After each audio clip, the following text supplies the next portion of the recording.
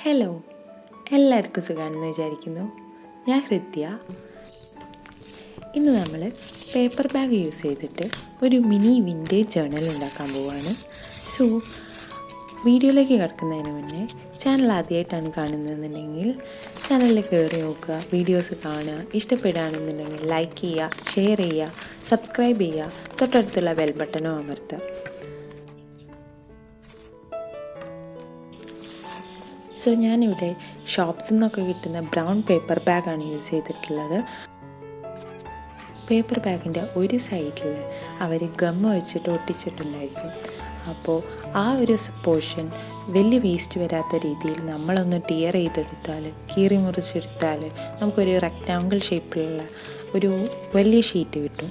So അതിന് നമ്മുടെ convenient രീതിയിൽ ഫ്രീ സൈസിൽ, ഞാനിവിടെ യൂസ് ചെയ്ത ഫ്രീ സൈസാണ്, അതുകൊണ്ട് എത്ര സെൻറ്റിമീറ്റർ എന്നൊന്നും പറയുന്നില്ല, ഫ്രീ സൈസിൽ നമ്മുടെ കൺവീനിയൻ്റായിട്ട് നമ്മൾ മുറിച്ചെടുക്കുകയാണെന്നുണ്ടെങ്കിൽ നമുക്കൊരു ജേർണലിലേക്ക് അങ്ങനെ ഫ്രീ സൈസുള്ള പേജസ് നമുക്ക് കിട്ടും. സോ ഈ പേജസിനെ രണ്ടായിട്ട് മടക്കുകയാണ് ഞാൻ ചെയ്യുന്നത്. ആൻഡ് ഇവിടെ ഞാൻ യൂസ് ചെയ്യുന്ന ബൈൻഡിങ് എന്ന് വെച്ചാൽ ഗ്ലൂ ടൈപ്പാണ്. ഗ്ലൂ അപ്ലൈ ചെയ്യുകയാണ് ചെയ്യുന്നത്.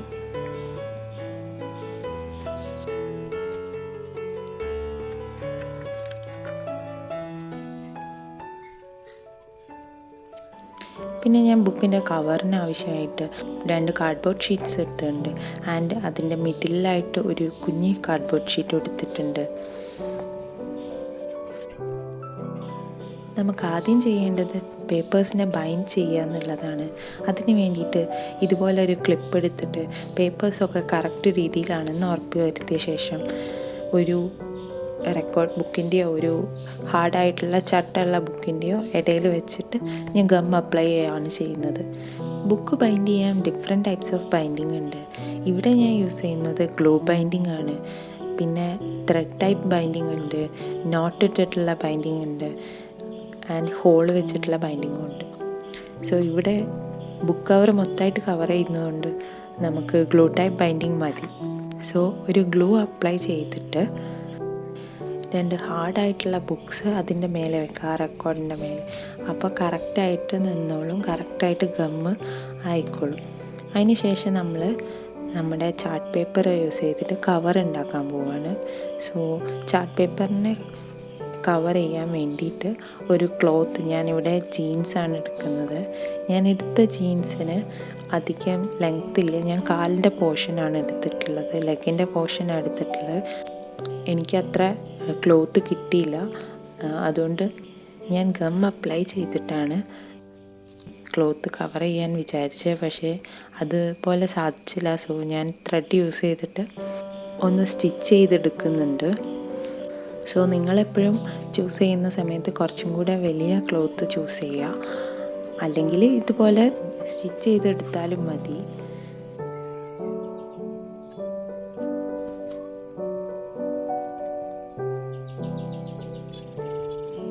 അപ്പോൾ കവറിന് വേണ്ടി ആദ്യം തന്നെ ഞാൻ കാർഡ്ബോർഡ് ഷീറ്റിൽ കുറച്ച് ഗം അപ്ലൈ ചെയ്തിട്ട് അത് ഒട്ടിച്ച് കൊടുക്കുകയാണ്. പക്ഷെ അതിൻ്റെ ആവശ്യം ഉണ്ടെന്ന് തോന്നുന്നില്ല. അതിനുശേഷം ചുറ്റുഭാഗത്തും ഞാനൊന്ന് ഗം അപ്ലൈ ചെയ്തിട്ട് ഒട്ടിച്ച് കൊടുക്കാൻ ശ്രമിക്കുകയാണ്. പക്ഷേ അത് ഫ്ലോപ്പായിപ്പോയി. സോ ഞാൻ സ്റ്റിച്ച് ചെയ്യാൻ തീരുമാനിച്ചു. സ്റ്റിച്ച് ചെയ്യാൻ വേണ്ടി ഞാനിവിടെ റെഡ് കളർ നൂലാണ് എടുത്തിട്ടുള്ളത്. സോ ജീൻസ് കളറിലേക്ക് കുറച്ചും കൂടെ മാച്ചാണെന്ന് തോന്നി. ആൻഡ് ഇപ്പം ഞാൻ സ്റ്റിച്ച് ചെയ്യുന്നത് ഒരു റാൻഡമായിട്ടുള്ള സ്റ്റിച്ചാണ്. ജസ്റ്റ് അത് ഒന്ന് അവിടെ പിടിച്ച് നിൽക്കാനുള്ളത്. ബിക്കോസ് നമ്മുടെ പേപ്പേഴ്സിൻ്റെ ഫ്രണ്ട് പേജും ബാക്ക് പേജും വന്നിട്ട് ഇവിടെ കവറിൻ്റെ ഫസ്റ്റ് പേജിലും ബാക്ക് പേജിലും നമ്മൾ ഗ്ലൂ ചെയ്ത് കൊടുക്കുമ്പോൾ ഇതൊന്നും കാണൂല. അപ്പോൾ ഈ റാൻഡമായി ചെയ്ത കലാപരിപാടികളൊന്നും കാണാത്തതുകൊണ്ട് തന്നെ നമ്മുടെ വൃത്തികേടുകളൊന്നും അറിയില്ല. സോ ഞാനൊന്ന് റാൻഡമായിട്ടാണ് സ്റ്റിച്ച് ചെയ്യുന്നത്. അങ്ങനെ കറക്റ്റ് ഇന്നമായിട്ട് തന്നെ സ്റ്റിച്ച് ചെയ്യണമെന്നൊന്നുമില്ല, നിങ്ങൾക്ക് ഇഷ്ടമുള്ള രീതിയിൽ ജസ്റ്റ് ഒന്ന് ചെയ്താൽ മതി. പിന്നെ നമ്മൾ ഇത് പുറത്തോട്ട് കാണാത്ത ഭാഗമായതുകൊണ്ടാണ് ഞാൻ അങ്ങനെ ചെയ്യണമെന്ന് ചെയ്താൽ മതി എന്ന് പറഞ്ഞത്.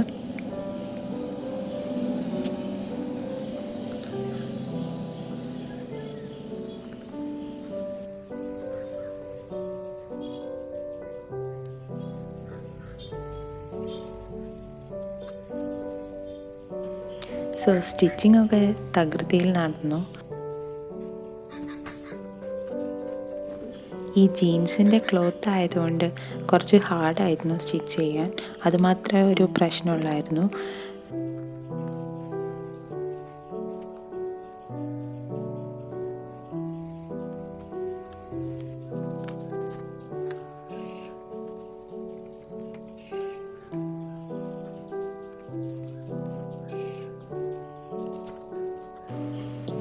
സ്റ്റിച്ച് ചെയ്യുമ്പോൾ അത്യാവശ്യം തട്ടം എടുക്കാതെ സ്റ്റിച്ച് ചെയ്യാൻ നോക്കുക. ഏകദേശം ഉള്ളിലോട്ടായി സ്റ്റിച്ച് ചെയ്യുകയാണെന്നുണ്ടെങ്കിൽ നമ്മുടെ ആ സ്റ്റിച്ച് ചെയ്ത പോർഷനൊന്നും കാണില്ല. സോ നമ്മളങ്ങനെ ഒരു കാര്യം ചെയ്തിട്ടുണ്ടെന്ന് തന്നെ അറിയാൻ പറ്റില്ല. അതുകൊണ്ട് നിങ്ങൾക്ക് ഏത് രീതിയിൽ വേണമെങ്കിൽ റാൻഡമായിട്ട് സ്റ്റിച്ച് ചെയ്യാം ഉള്ളിലത്തെ പോർഷൻസ്. പിന്നെ പുറമേ ആകുമ്പോഴാണ് നമുക്ക് അതിൻ്റെ ഭംഗി നഷ്ടപ്പെടുക, അങ്ങനത്തെ പ്രശ്നം ഉണ്ടാവുക. സോ ഇത് ഉള്ളിലാണ്. ഇപ്പം ഞാൻ ചെയ്യുന്നത് നോട്ടിട്ട് കൊടുക്കുകയാണ്. സോ നോട്ടിട്ട് കൊടുക്കാൻ വേണ്ടി ചെയ്ത പോലെ തന്നെ 2-3 പ്രാവശ്യം ചെയ്യുകയാണ്. ആൻഡ് അപ്പോഴേക്കൊരു ടൈറ്റ് നോട്ടായിട്ടുണ്ടാവും.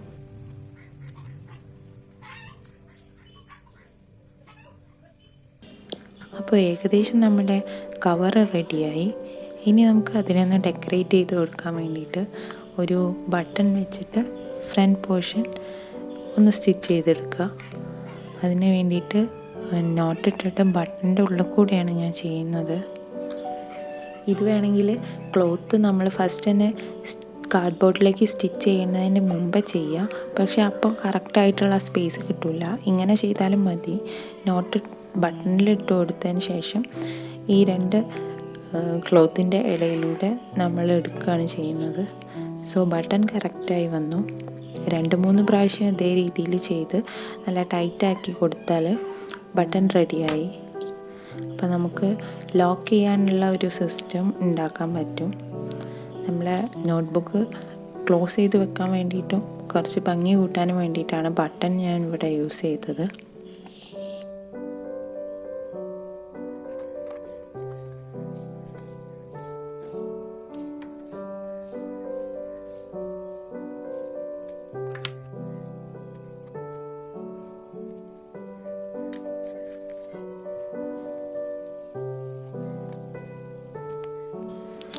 ബട്ടണിനെ ലോക്ക് ചെയ്യുക ഇതേ രീതിയിലാണ്.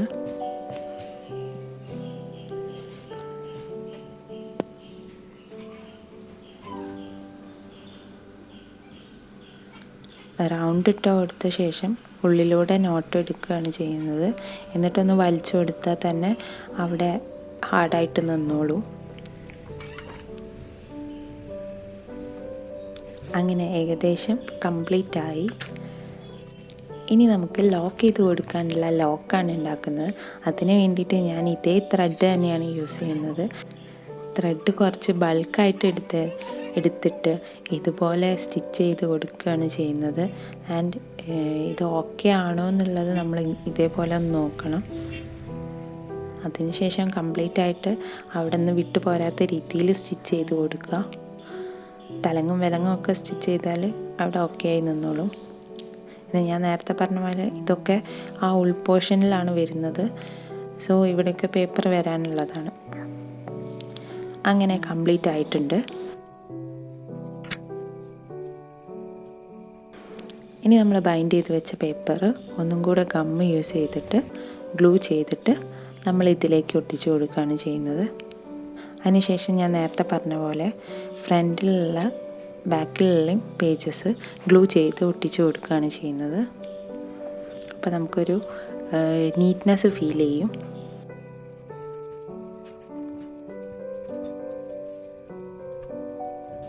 കണ്ടില്ലേ?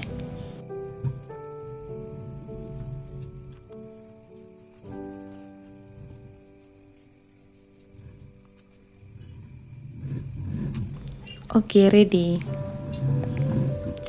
അങ്ങനെ നമ്മുടെ ബൈൻഡിങ് കംപ്ലീറ്റ് ആയിട്ടുണ്ട്. സോ ഇനി ഇതൊന്ന് ഡ്രൈ ചെയ്യാൻ വേണ്ടി 1 to 2 hours വെച്ചാൽ മതി.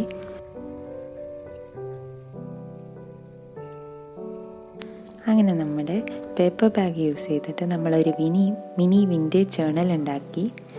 So happy.